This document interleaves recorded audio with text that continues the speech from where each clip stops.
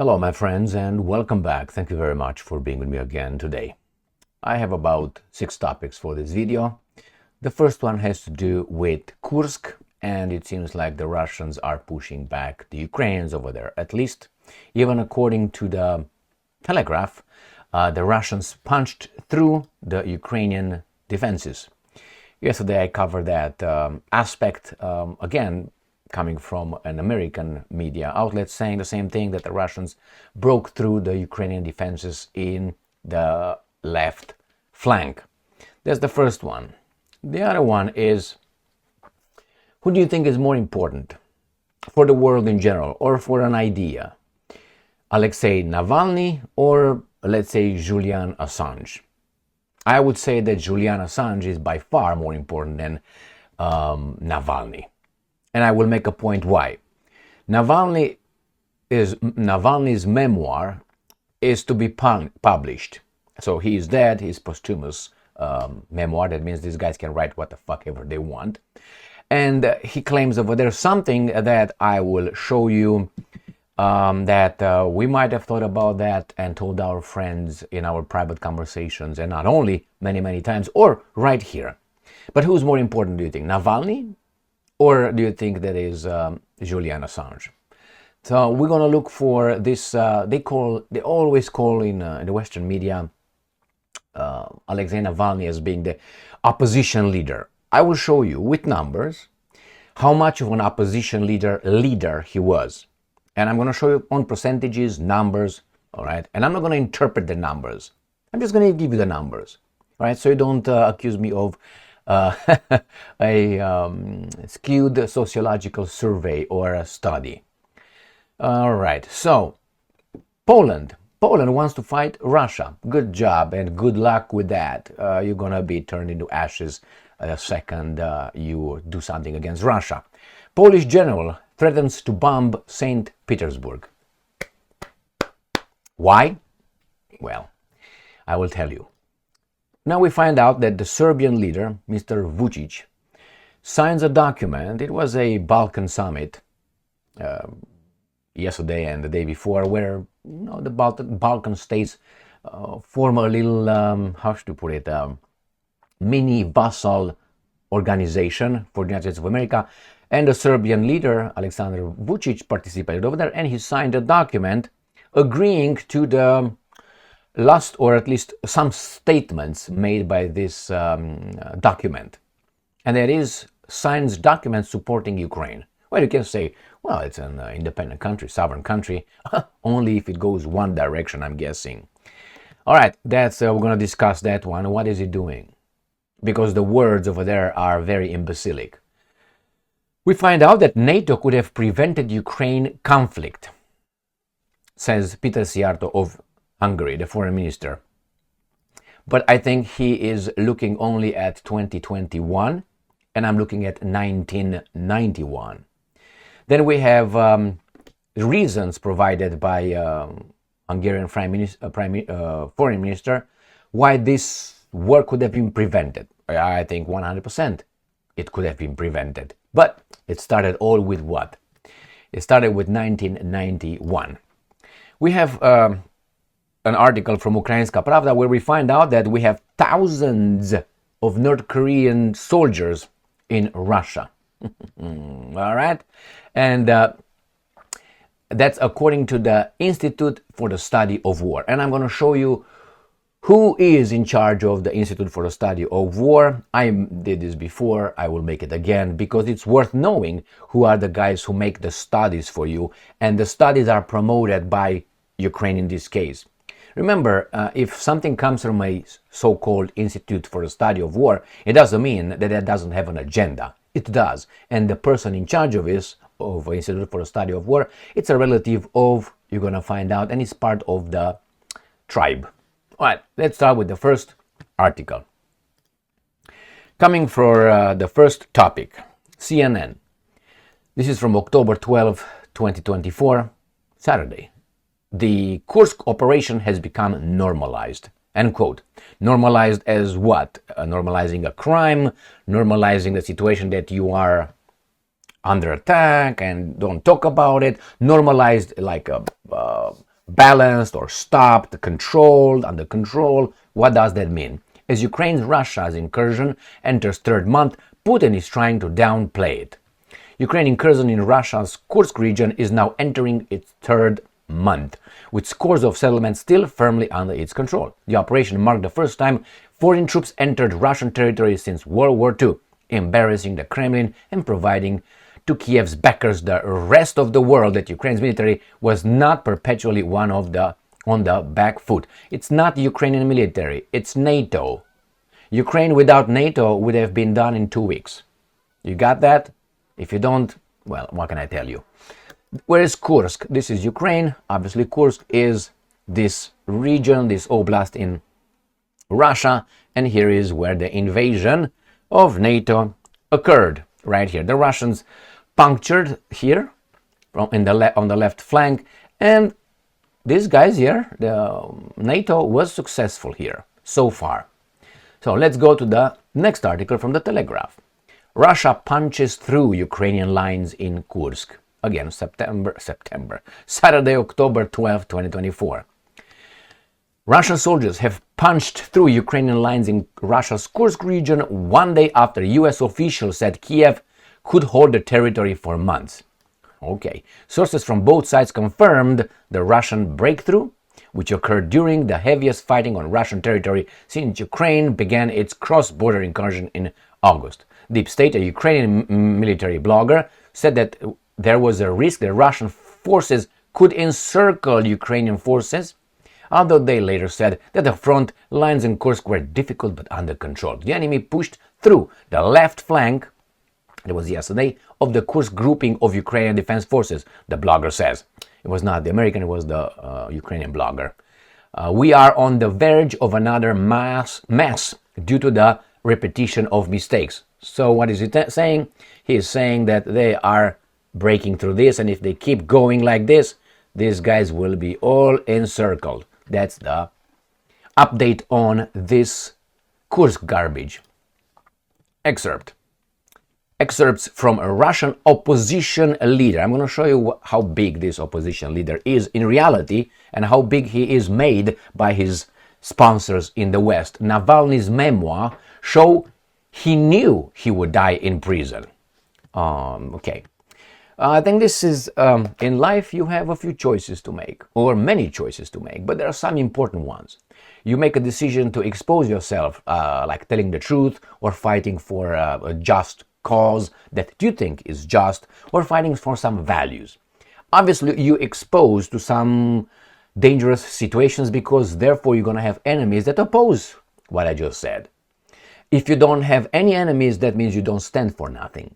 So you have to have enemies. Not that, oh, look for them. Don't look for them, like to create senseless enemies. But if you stand for something, if you speak out, if you speak up, you're going to have enemies in a second. And that's going to show you what kind of values you really have if you just bow down or you don't.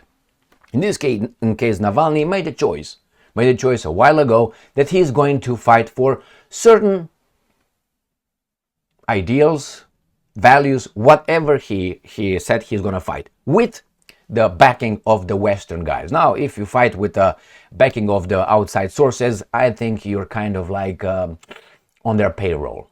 I don't know if he was or not, but the positive coverage that this person, unfortunate person at this point, that made some decisions that led to certain situations where eventually he died in a Russian prison being convicted of crimes, embezzlement and violating his parole. Remember, if you're United States of America, you violate your parole, you go to jail. All right. So the same thing is Russia. So, all right, he was first convicted of embezzlement. True, not true? That's the Russian thing. The problem is these guys here push this Navalny, who unfortunately for him and his family and his followers, he's dead right now, to a status of a nemesis of Putin, which is by far untrue. Why? He was a low player in reality in Russian politics, but he is the opposition leader. And he made some decisions, and he ended up earlier than or sooner than later where we all end up. So he knew, right? He knew that he would die in prison. Well, I know that one day FBI will knock at my door. When that happens, what are you gonna say? I mean, I know I'm gonna die of a heart attack. I already feel that. I'm about 90-some%. So what if I know that? So what if I know FBI was gonna knock at my door? I know that FBI is listening to this. I know that when that's gonna happen, what does it matter? All this is garbage. You know, you may say many things in your life, and then when it happens, it's not like things fulfill. Remember Nostradamus, his quatrains? No, Nostradamus, he predicted the future. No, he didn't, because his predictions are always interpreted after the fact. It's not like, okay, Nostradamus said this, what can you read after that? They're revealed after. So they put the situation and they try to interpret the quatrains. Oh, see, they match. I can tell you many examples when my quatrains match the future. So again, he predicted he would die. But let's see who this Alexei Navalny is or was. All right, and then we're going to find out if he's more important than Julian Assange. Why do I say that? Because Navalny was babysitted and he was promoted by the Western, not by the Russians, by the Westerns mostly, and the Russian opposition newspapers that are still there, and media outlets. Somehow they're still there under the dictator, right? That we're told he's just destroying everybody. He's promoted like almost a saint. All right, almost a saint. Why? I think that if Navalny would have ever taken control of Russia, Russia would have been on its knees, bent over, pants down, and bam, all the way. That's my assessment. Versus the other guy, Julian Assange, who the mass media and the West remember. He's a traitor. There were this much of positive coverage regarding Julian Assange versus the other way for Navalny. I don't think either of them should end up like that, but I guarantee you that if Assange would have ended up in the United States of America prison system, he would have died. All right, but he didn't. Somehow he didn't. I think Julian Assange provided us with much more and more important information about the system in general than Navalny in his little Moscow mayorship. How's that run? All right, so let's see who this guy is, and I'm just gonna go to his Wikipedia page. It's very easy, but remember, he's called the opposition leader. Navalny, right there he is, was a Russian opposition leader and a political prisoner. Okay, well, I'm not going to go over this because, around 2020, I'm not going to go over why he was embezzlement in 2013, 2014, and then he was hospitalized, severely poisoned with a Novichok nerve agent that, all right, and they say he was medically evacuated. He ran to Berlin and he was on parole, so that means he couldn't have done that. So therefore, when he returned, he was obviously arrested and the law was enforced. Oh, illegal, and we're gonna go to the Moscow mayoral candidacy. This is his top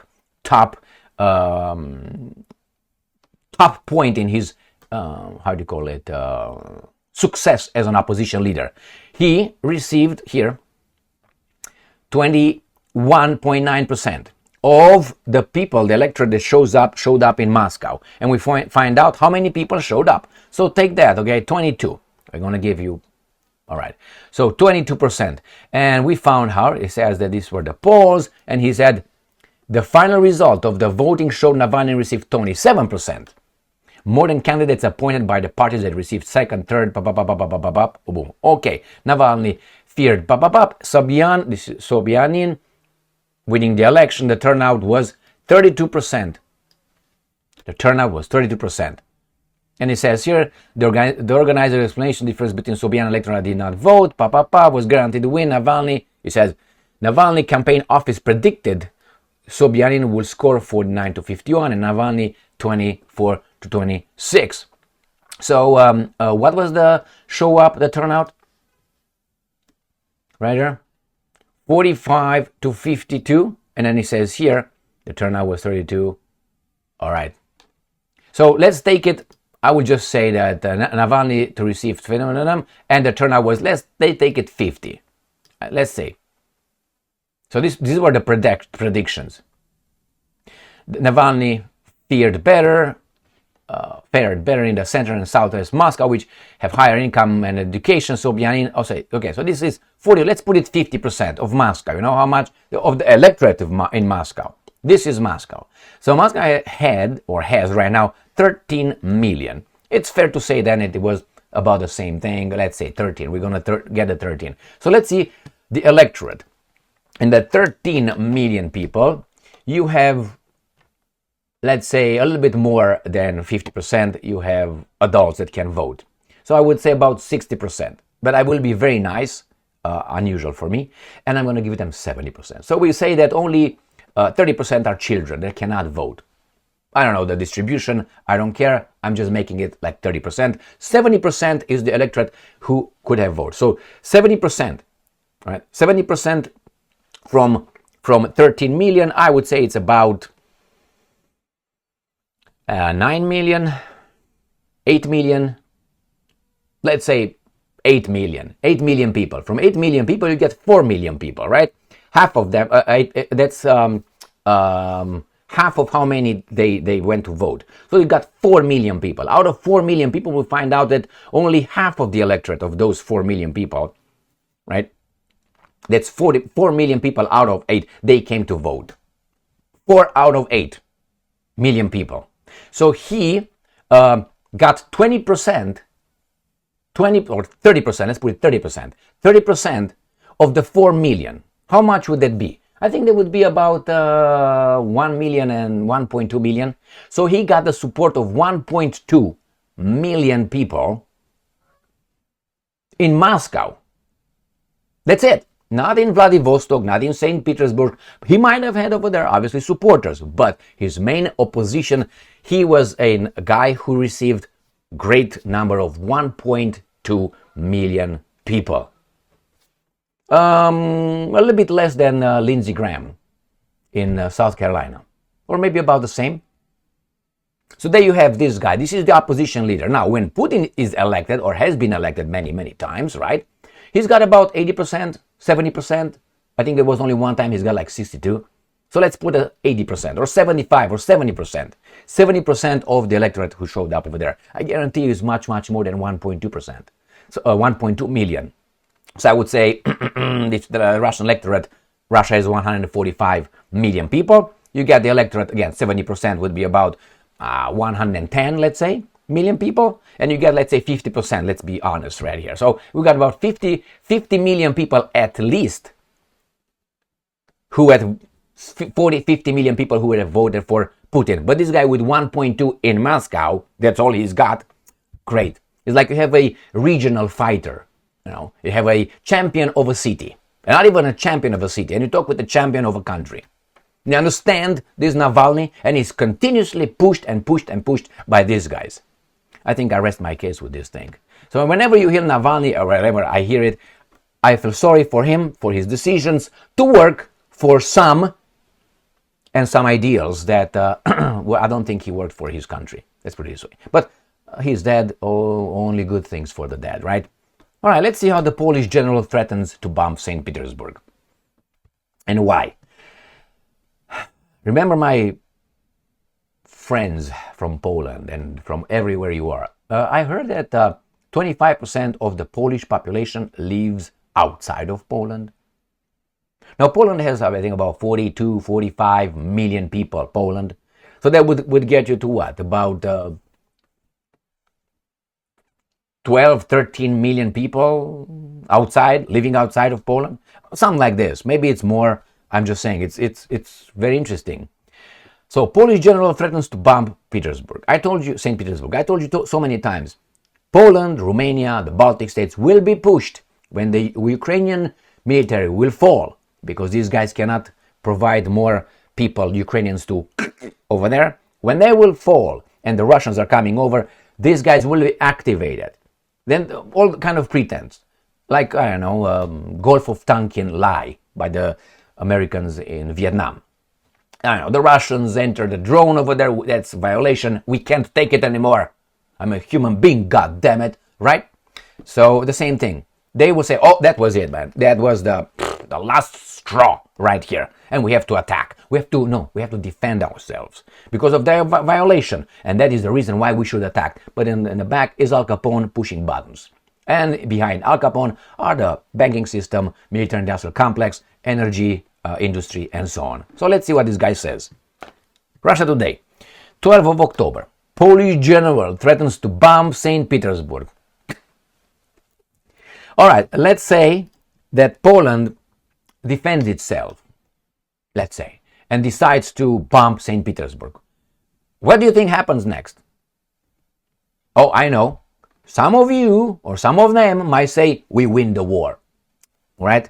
But I'm not talking to that section because I don't think that is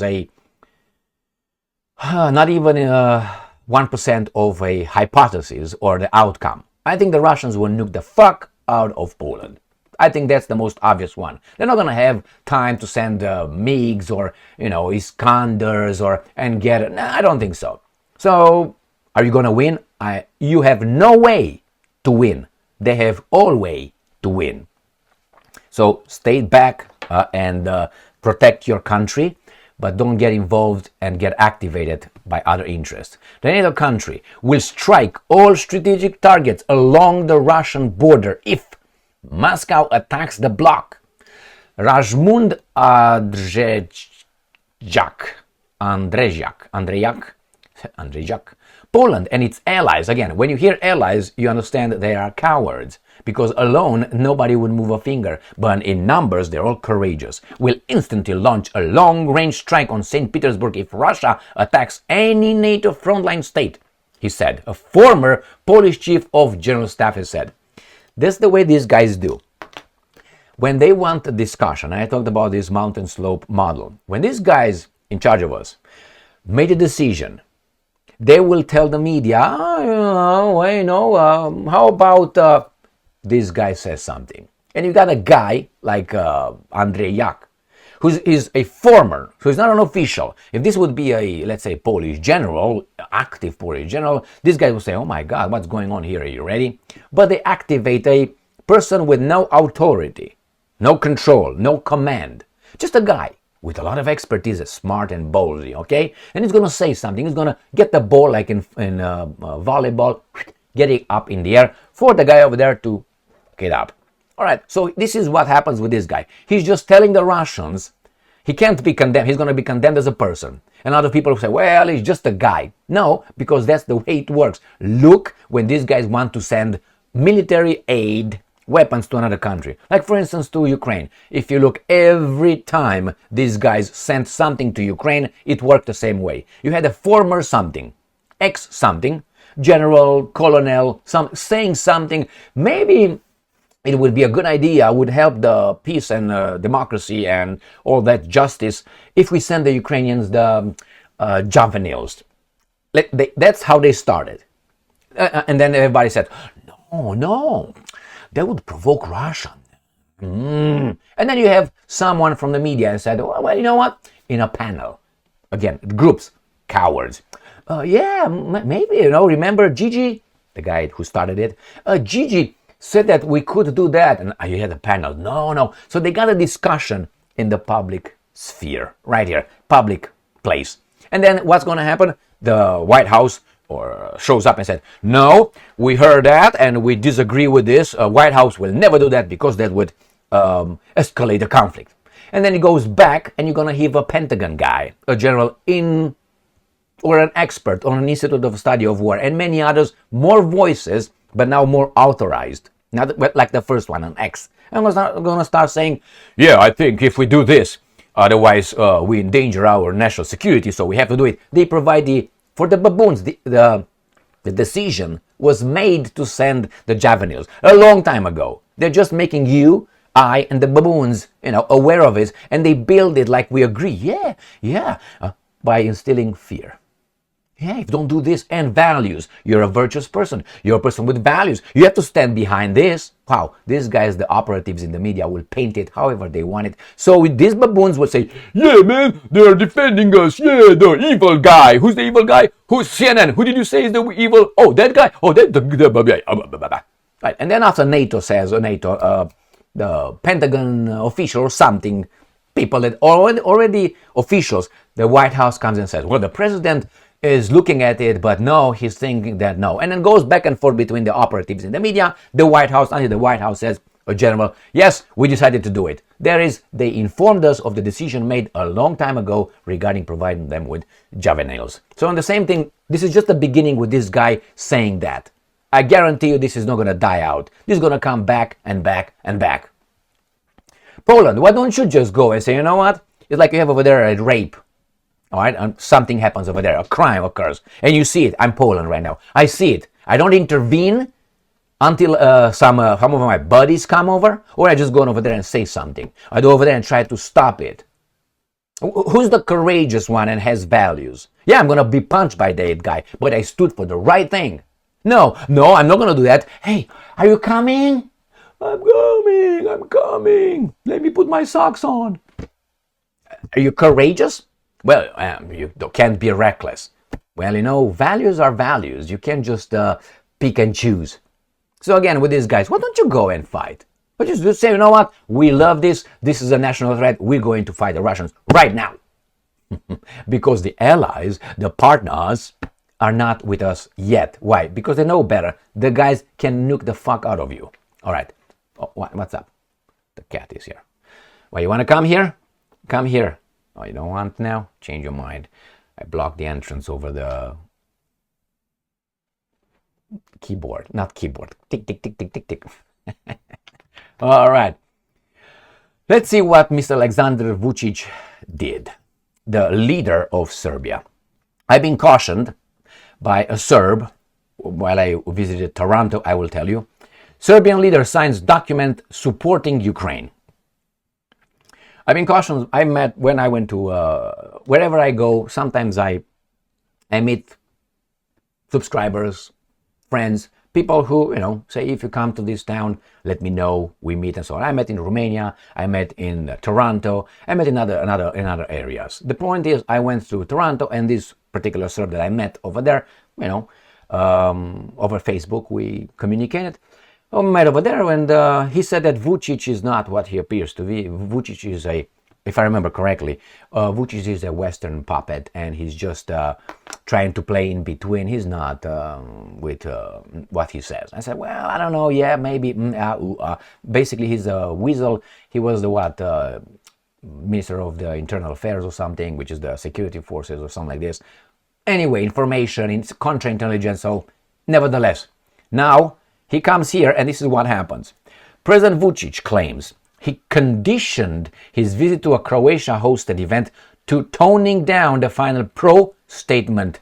He could have not, if he wanted, he didn't have to show up. Now look here, the kid and the adults. All right. Serbian President Alexander Vucic claims he has managed to tone down a pro-Ukrainian declaration which he signed this week on behalf of his country during a Ukraine Southeast Europe summit in Croatia this week. Vucic was among the 15 participants of the third such gathering, which was held in the Croatian coastal city of Dubrovnik on Wednesday. The final statement explicitly condemns Russia for what it calls and I'm quoting, unprovoked, unjustifiable, that means you can't justify it. No, you can't, and illegal Russian war of aggression against Ukraine. All right. Was it unprovoked? Well, NATO was at their border, and that was next to, closer to Moscow. Unjustifiable. Well, were they killing Russian civilians and Russian ethnics in eastern Ukraine after they banned the language and political parties and media outlets and all that? Was it illegal? War of aggression. If that was illegal, according to the Russians, they intervened to help their the Russian speaking population. It's the Russian ethnic Russians in Ukraine. Why are they over there? Well, ask Stalin, and not only, okay? Stalin was not a Russian. He gave them that with time. So then you have war of aggression. So Russia says we came over there to protect our people, right? And the threat of NATO moving over towards us, but it's unprovoked, unjustified. You can justify it. Well, I just did. How? I'm not talking about Ukraine killing those guys over there. Just like, for instance, the Americans entered I don't know, you remember how the war, the Mexican-American war started? The same principle. It was about Texas. Because the American immigrants, they were accepted to be, Texas was part of Mexico. So the Mexican government said, you know what, guys, why don't you bring some of your people and populate Mexico, some farmers and Mexico, Texas, and populate. And the American at that time, America says, we bring how many Trojan horses you want. And he said, yeah, go over there and they will be protected. At one point, it seems like some guys in Texas started abusing this population over there. The foreigners, the immigrants. And then, these guys, the immigrants, decided to get an independent state and started fighting against the authorities in Mexico, and then eventually it got to be independent Texas. That's how it got independent, and the United States of America was helping that. And then it was the Rio Grande massacre of 5 American troops on American soil. Blood was spilled, remember that one? On the American soil, and it was a disputed border anyway. So that's how we started. So we intervened to help and so on. Kind of like the Sudetenland. Remember Adolf with the Poles? Okay. Now, so these guys intervene over there and they can say, well, is it illegal? I come to defend. Oh, I got another example. 1999, Serbia, since we are at it. Remember, or Yugoslavia, because it was Montenegro and Serbia at that point. They were still Yugoslavia. So remember what happened there? Well, we intervened on humanitarian reasons, and we bombarded, which is NATO defensive alliance, bombarded Yugoslavia for what, 74 days or so? 78 days? Was that legal? No, it was illegal because it didn't have the mandate of the United Nations. But they entered for the humanitarian reason. This is their argument. So if you speak with the scholars, they say, well, it wasn't because we entered to prevent a genocide and ethnic cleansing and all that. Can the Russians use the same thing in Donbass and in Crimea? No. Why? Because they designated Russia as being bad. That's the only argument, baboonish argument. So the thing was unprovoked, unjustifiable, and illegal. Look at the other side. The other side has more crimes or incidents that could show you they did it before many times and deeper than these guys. And then he created a country, Kosovo. But hey, these guys voted to 2 referenda in Crimea, illegal referenda. You took Texas in the same way, and then you purchased from the Mexicans after you went to their capital. You said, I'm going to buy that. It's not for sale. I'm going to buy that. It's not for sale. I'm going to buy it. Here it is. Right there. Give it to me. Okay. That's how they got it. And they talk about this. I mean, anyway. So this is an illegal. He signed that. So he agreed with that. Vucic. Did he have to do that? All right. Let's move to the next one. This is Peter Sciarto, who says that NATO could have prevented Ukraine conflict, member states said. This is Peter Sciarto, Foreign Minister of Hungary. A discussion on Russia's 2021 security proposals to the US-led bloc could have averted the crisis. Hungary's Foreign Minister believes. I'm 100% certain, but I know the guys did not want it. If you think that Russia's proposals were outrageous, and crazy, put yourselves in the Russian shoes and the other way around. Put yourselves over there and see how United States of America, for instance, or Canada or any other country, let's say Australia, mate. Remember, I'm going to give you the Australians the easiest way. Why? It was the Solomon Islands. Solomon Islands, there are some islands about 2,000 kilometers northeast a little bit of Australia. 2,000 kilometers. That's about 1,200 miles. Separated by the ocean, by sharks and reefs. And over there, China, far, far away friend, like the United States of America, decided to say, you know what, we're going to make a deal with you guys in Solomon Island, and we're going to help you with the police. Maybe we're gonna build here a port for you. Maybe we're gonna come with some military, but no, we'll find out. It was between two independent countries, the same as Ukraine and United States of America, independent countries. The problem was that the government who made the decision for the Ukrainians to do this was the guys who conducted the coup d'etat of Viktor Yanukovych. So they were not the legitimate. And after that, they conducted elections without the Donbass and the Crimean Peninsula. Why? They were not legitimate anyway. You bring back the legitimate guys and we start over. Nah. With the help of whom? So again, China was present mildly in the Solomon Islands, 2,000 kilometers from the border of Australia. And Australia and United States of America, these guys, they are destabilizing. We got armed here, everything. My God, bring those nuclear submarines now, quickly. Friends, bye-bye, you get them from the other side, from the Brits or Americans. Remember? So you tell me, who is here? I mean, why one country has interest and has security concerns, but other countries are not allowed? And one country has nuclear weapons and the other one doesn't. And so on. So you understand? So when he says that the current standoff here, the current standoff between Russia and the West could have been avoided if NATO and the US had engaged in serious, they were not serious, talks on Moscow's demand for security guarantees. Demand. Yeah, because Russia is not Albania. All right. Hungary Foreign Minister Peter Szijjártó has argued in December 2021, 2 months before Russia launched its military operation in Ukraine, it submitted a list of security proposals to NATO and the US, insisting that the bloc withdraws its military infrastructure to the 1997 borders. So he said, back off, that's it. The key point of the document was to halt NATO's expansion. And if you say, Emil, that's the decision of each and every country. Well, like Ukraine's decision, Ukraine got this decision after someone overthrew a government, legitimate government, in 2014. Who were those guys? All right?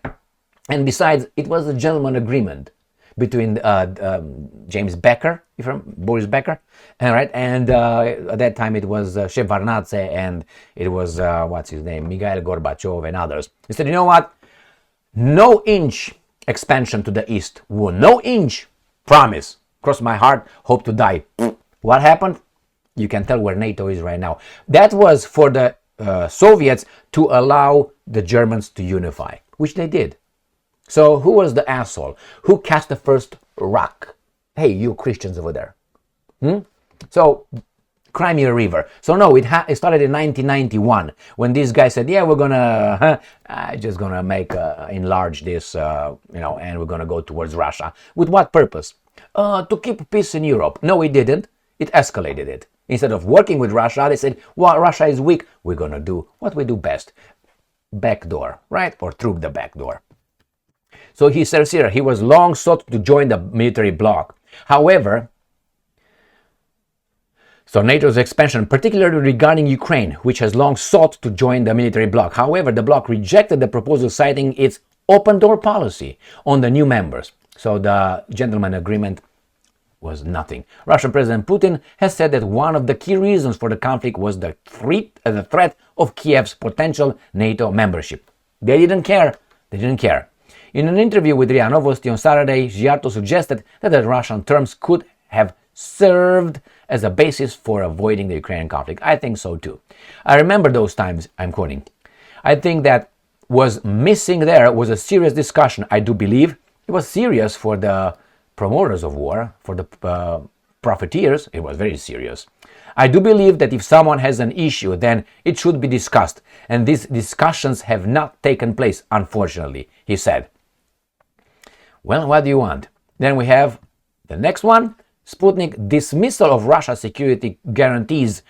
Security guarantees in 2021 led to crisis today, Hungarian foreign minister said. I agree with that, but that was already decided by higher powers than the US government that needs to be done. And this is the same thing as the other one. And we find out that several thousand North Korean soldiers training in Russia, potential deployment to Ukraine possible. And I think it's potential deployment to Mars. Why to Ukraine? Why not to Mars? because Institute of Study of War tells us the future. Who is the Institute for the Study of War? But here you have this garbage, and we have no look further than the president. The president is Kimberly Keegan. I mean, right there. And you can look at other people's here, other names, and you're going to find out who was what. Now, who's this person? No, this person is married with another Keegan, with Mr. Keegan. So she's Jewish, just a coincidence. She's married, or at least, where is she? Where are you, baby doll? Because I have his name here. Mr. Keegan. Where are you, Mr. Keegan? I saw you so many times. Mr. Keegan. Hello. Yeah, right here, Friedrich Keegan. So, met her husband, Friedrich Keegan. Friedrich Keegan is this guy, another Jewish guy. It's okay, no problem, all right? And he is the brother of another Keegan, all right? And the other brother is right here, Robert Keegan. And Robert Keegan, another Jewish, obviously, guy, he is the husband of whom? Victoria Nuland. You know Victoria Nuland? An American diplomat who served as U.S. Secretary of State, Under Secretary of State, Public Affairs 2021-2024, the one with Minsk. Remember? So she's the one. So then I want you to trust the Institute for the Study of War as you trust a zealot who wants to start a war and works for foreign countries, or with foreign interests. So this is the Institute for the Study of War. So everything now, like the boy who cried wolf, everything that an Institute for the Study of War, I'm looking at it and say, oh, whoa. I don't need 3 sources like the intelligence services. No, not 3 independent sources. I need about 10 for you, because I have an eye for you. So here it is, Vucic, and here it is, the North Koreans. North Koreans could come over there. They didn't say over there where they were training. Maybe they were training in Vladivostok, which is on the other side. Will it be transferred to the front? Not impossible. Probable? I don't think so. And if it happens, what are they going to do? You know what they're going to do? These guys are going to say, well, they're fighting, therefore we, NATO, can do the same thing. That's what they're looking for. That's the whole point. If these guys are doing that, then what stops us to do that? That's already a world war right there. But if that's a world war, then who started the Second World War? Because it was Germany and Poland. It was 1-on-1.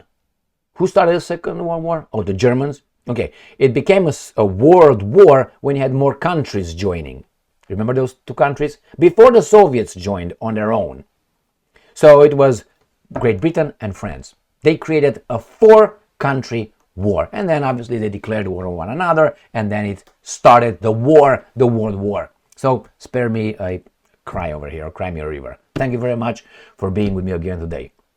Stay strong, stay smart, look for the truth, and be just.